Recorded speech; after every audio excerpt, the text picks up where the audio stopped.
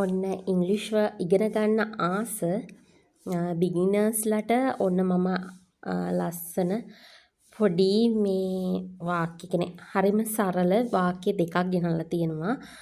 දෙකම එකම විදිහට යන වාක්‍ය දෙකක්. බලමු මේ දෙක කොහොමද ලියන්නේ කියලා. පළවෙනි වාක්‍යය මට ඔයාට උදව් කරන්න පුළුවන් සල්ලි වලින්. ඔන්න මේ ලෝකේ මිනිස්සෙක් වුණාම අහන්න ආසම වාක්‍යය තමයි මේ වාක්‍යය. කියන්නේ අහන කෙනා හරිම ආසයි මේක අහන්න. ඉතින් අපි මේක කොහොමද ලියන්නේ බලමු. ඉතින් මට ඔයාට උදව් කරන්න පුළුවන්. I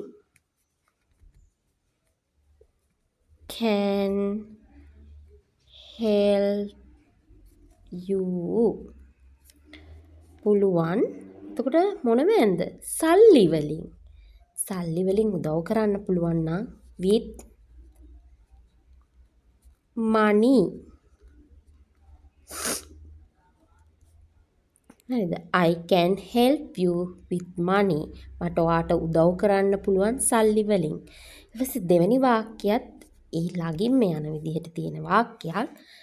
මට ඔයාට උදව් කරන්න පුළුවන් මේ විදිහට. සල්ලි වලින් නැතුව කාට හරි වෙන කෙනෙක් ශ්‍රමයෙන් වගේ කෙනෙක් මේ එයාට කරන්න පුළුවන් විදිහ තමයි ආයි කියන්නේ. එතකොට I can help you this way. මට ඔයාට උදව් කරන්න පුළුවන් මේ විදිහට. I can help you this way.